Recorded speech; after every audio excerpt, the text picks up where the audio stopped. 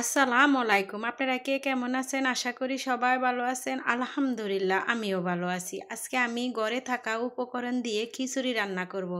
এখানে আমি 2 কাপ চালেরে ভালো করে ধুয়ে পরিষ্কার করে নিয়েছি। আমি 1 কাপ ডাল নিয়েছি। এখানে 1 কাপ আলু নিয়েছি।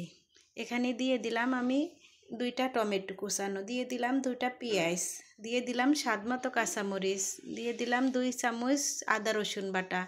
এখানে আমি সব মশলা 1 চামচ 1 চামচ করে দিয়ে দিলাম। এখানে আমি 3 টেবিল চামচ তেল দিয়ে দিলাম। এখানে আমি গরম মশলা দিয়ে দিলাম। গরম মশলা, এলাচ, দারচিনি আর তেজপাতা দিয়ে আমি ভালো করে মেখে রেখে দেব 5 মিনিটের জন্য।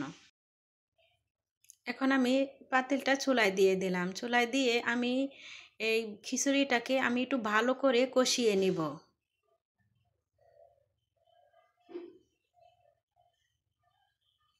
আমার কষানো হয়ে গেছে। এখন আমি এই পরিমাণ মতো পানি দিয়ে দিলাম। খিচুড়িটা আমি বেশি লেটকাও করব না, বেশি জর্জরাও করব না। আমি 2 পদের ভর্তা দিয়ে এই খিচুড়িটা খাবো। দেখেন আমার খিচুড়ির বলক আইসা পড়ছে, কি সুন্দর কালার। এইভাবে হাতে মাখিয়ে এই খিচুড়ি রান্না করলে অনেক মজা হয়। অনেক সময় সময় থাকে না, কি রান্না করব, ঘরে কিছু থাকে না, বাচ্চাদেরকে খেতে দিতে হবে। এইভাবে যা আছে ঘরে এইভাবে খিচুড়ি রান্না করে দিলে বাচ্চারা সুন্দর করে খেয়ে। আমার খিচুড়িটা হয়ে গেছে। দেখেন আমি এখানে বিলাতি ধনেপাতা দিয়ে দিলাম।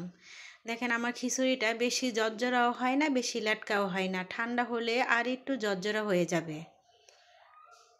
এই খিচুড়িটা ভর্তা দিয়ে খেতে অনেক মজা হয়। আমি এখানে 2 পদের ভর্তা বানাইছি, ধনিয়া পাতার ভর্তা আর শুটকির ভর্তা। আপনারা সবাই ভালো